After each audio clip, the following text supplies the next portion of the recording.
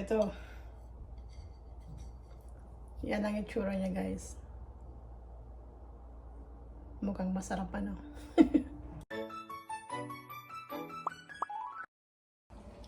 Guys, magluluto ako ng lasagna ngayon for dinner namin kasi meron akong biniling recipe para sa lasagna. Kaya, samahan nyo ako kung gusto nyo manood.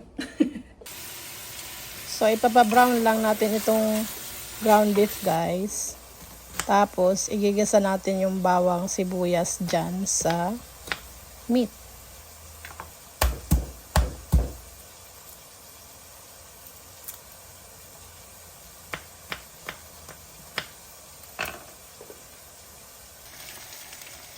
Mas maganda kung liitan nyo pa yung paghiwa nyo ng sibuyas. Kasi napansin ko yung sa akin.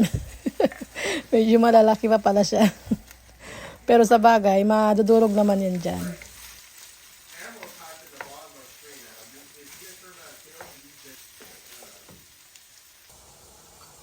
At ito ang ilalagay kong spices.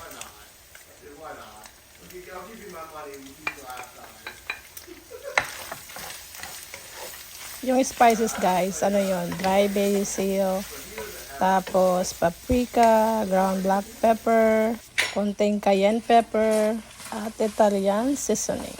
Ito, inalagay ko na yung marinara sauce na gamit ko. Bali dalawa, 24 ounce ang aking gagamitin. Kaya dalawa siyang, pote.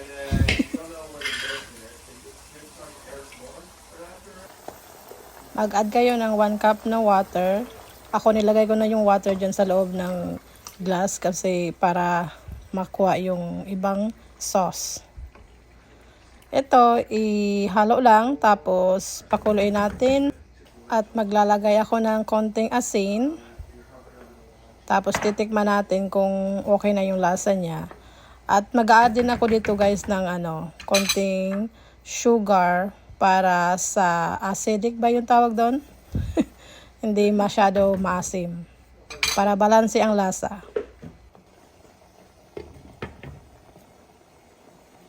Ngayon, itatapon ko lang yung mga abubot dito.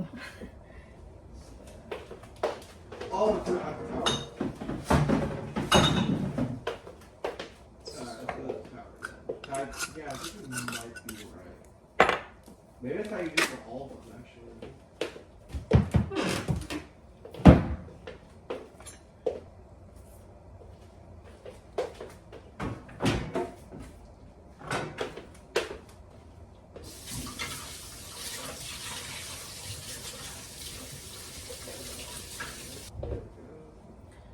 So, hahayaan ko lang to, guys, maluto hanggang 30 minutes. So, ito ang aking gagamitin na noodles na oven ready na siya. Hindi ko na kailangan pakuluan yung noodles.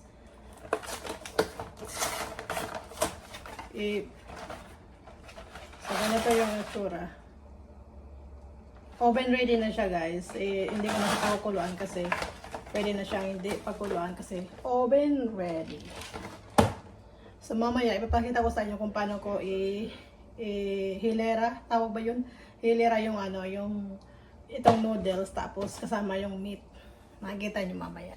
Itong lasagna, guys, siguro pang ko na itong luto. Mga pang 5 ko na itong luto. Kaya tuwing niluluto ko ito, guys, na lasagna ito, ay palaging ubos. Wala talaga natitira, guys, dahil sarap na sarap sila sa lasagna. Nakita ko lang itong recipe na to dito sa sa YouTube din. May pinanood akong sinearch ko lang siya. Sabi ko paano magluto ng lasagna. Tapos yung nakita ko, yung parang yun ang nagustuhan kong at saka yung pagka niya kasi mabilis lang. Tapos parang mabilis matutunan yung kanyang gawa. Tsaka hindi masyadong mga so ang iba kasing mga video na mga cooking, mga maraming di ba? Mga pasikot-sikot. Kaya yun yung pinili ko yung sa kanya. Kaya ito na ang sinusunod kong recipe, guys. Kaya sana magustuhan niyo itong video natin ng paggawa ng lasagna. Baka magustuhan niyo din at pwede kayong magluto. So, ngayon habang naghihintay tayo maluto yung karne. Ito, guys, na puti na to ay ricotta cheese. Tapos mag-add lang ako ng konting parmesan cheese. Ayan, hindi na mabuksan. At mag-add tayo ng konting garlic powder. Lagyan natin ng konting salt. At konting paminta na durog. At mag-add tayo ng konting Cajun seasoning. Hindi ko ulit nabuksan. Tapos, yung last guys, lagay natin yung itlog. At pagkatapos, ihalo lang natin sila. Yung maganda na pagkahalo. At maglagay lang tayo ng konting fresh parsley. Pampasarap yan guys. Ayan, haluin lang siya. Hanggang mapagod yung braso. Ayan, pwede na yan. Eto na, luto na siya. Pwede na natin is-assemble ang ating lasagna. Let's go! I recommend them. And they're the same size as the Celsius too. But less than caffeine. So, naglagay ako dyan ng karne para hindi siya dumikit yung noodles pag nilagay mo na. I get sponsored by the fucking lid. I'm just kidding.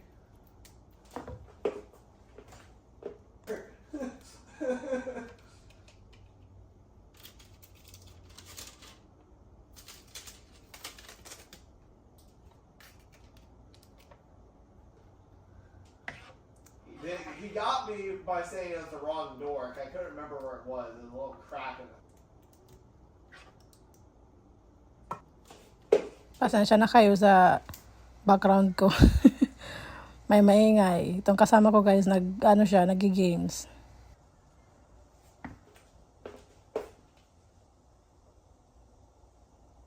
Alam mo, iniisip ko na magluto nitong lasagna sa Pilipinas pag uwi ko. Kaya lang, iniisip ko din kung meron bang yung mga ginagamit ko dito na ingredients dyan sa Pinas. Like yung spices.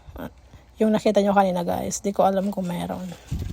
Gusto ko sana siyang matry iluto sa Pinas para matikpan ng aking mga kamag-anak at aking mga kapatid at magulang. Ewan ko kung bakit ako ganito magsalita. Bahala na kayo guys. Pagpasensyahan nyo na ang aking boses. So ayan na guys, ang ating second layer na ba yan? Kakadaldal ko, hindi ko na So isunod na natin ang ricotta cheese. Nasa gitna siya guys. Tingnan mo parang cake. Tapos lagyan natin ng konting parmesan. Ilagay natin yung mozzarella cheese. Guys, sigurado to ubos na naman to mamaya pagluto na. Mga kasama ko dito guys. Hindi na to titigilan. Pag may tira nga ay hinahanap din nila guys sa rep. Guys, nagtatanong pa yan sa akin kung mayroon pa bang tira. Papakinggan ko na naman guys yung voice over ko dito mamaya. Kasi yung boses ko guys minsan parang lasing. Oh my God. Guys, thank you for watching. Salamat sa panonood. At kung nagustuhan mo itong video ko, paki-like naman at share or mag-comment ka kung ano ang sa tingin mo, kung okay ba ang aking ginagawa. At kung hindi ka pa nakapag-subscribe, paki-support ng ating channel guys para dumami na tayo dito. Maraming salamat in advance. Ayan na guys. Oh my God. Ang ganda ng pagkagawa ko.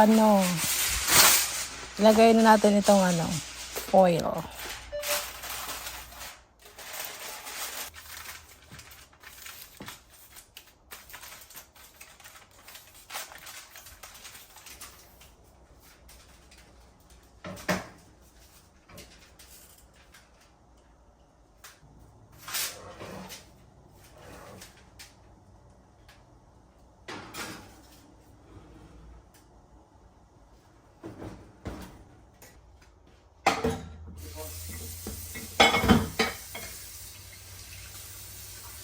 Bakit tayo guys pag nagluluto, ang dami nating hugasan pagkatapos.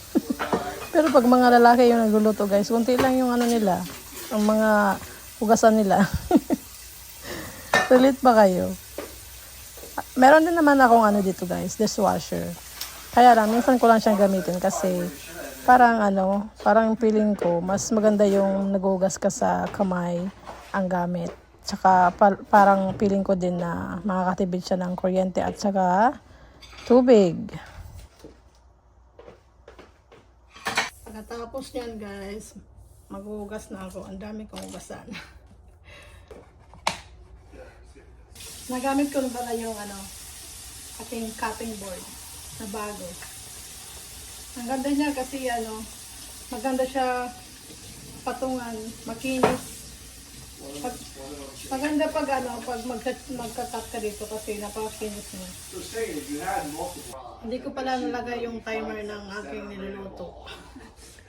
So habang naghihintay tayo ng ating niluluto, meron ako sa inyong kwento guys.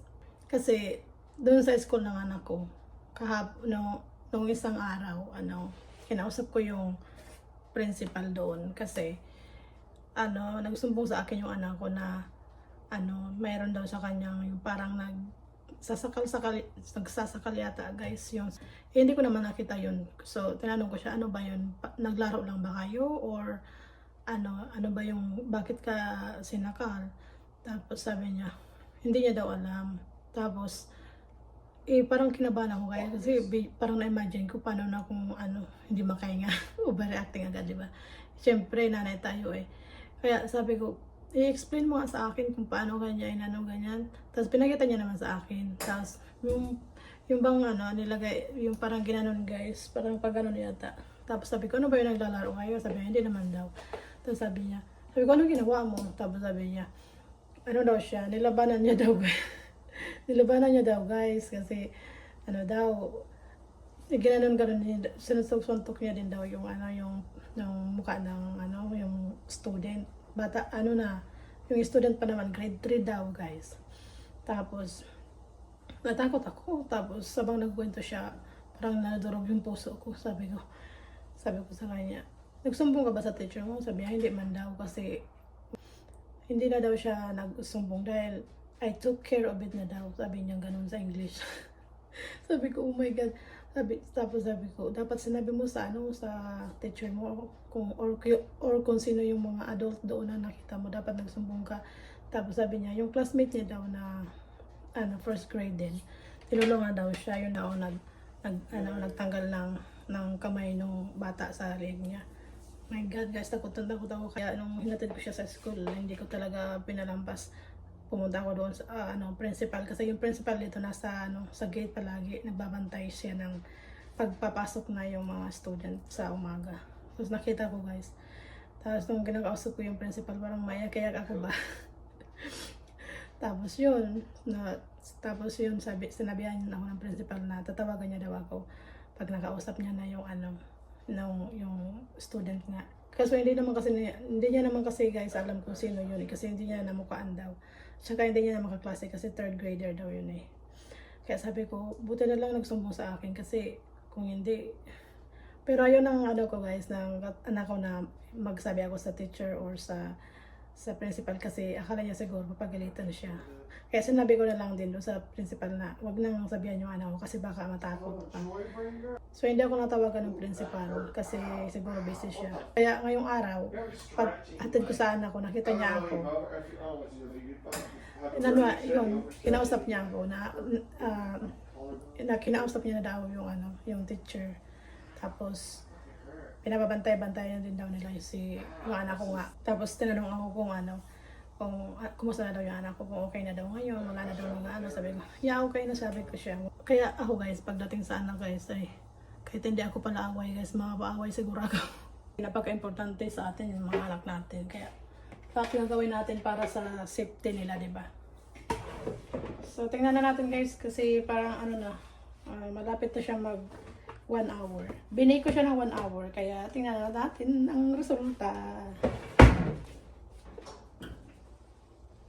So, init.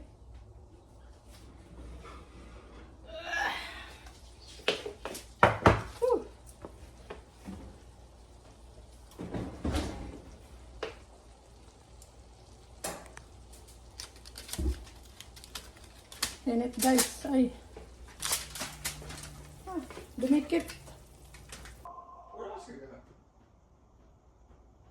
It already arrived. United States Post Office already is here. Guys, andito na yung mga kakain nito guys. Dumating na galing sa trabaho. Yung asawa ko dumating na. Binalik ko siya dyan guys sa oven. Kasi gusto ko siyang i-broil ng mga 10 minutes. So kapag nag-broil ako guys, nandyan ako sa tapat ng oven para makita ko kung hindi masunog ba. Kasi kailangan mo, ano man siya, bantayan. So ito na, ang final. Makikita niyo na ang final na resulta. Init.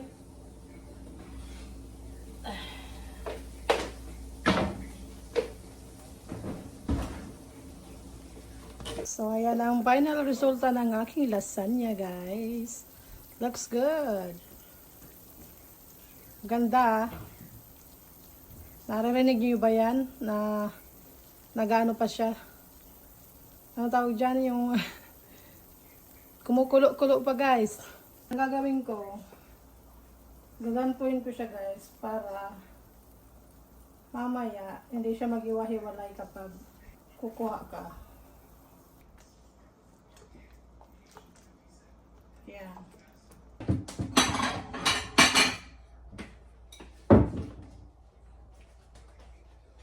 Tikman natin kung ano ang lasa.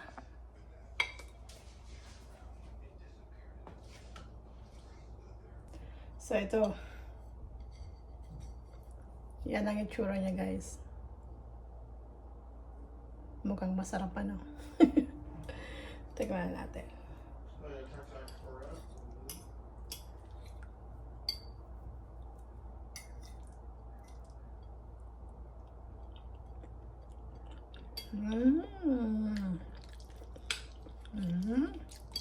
Sarap.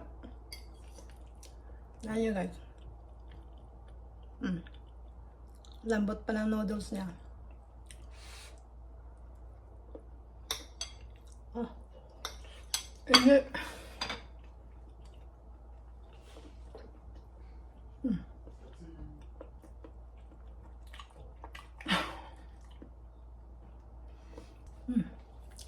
Harap ko sarap guys. Ang sarap. Yan ang masasabi ko. Gawin nyo din guys. So guys, thank you sa panonood at sana kung nagustuhan mo ang aking video, kung hindi ka pa nakapag-subscribe, mag-subscribe ka na. Bye-bye!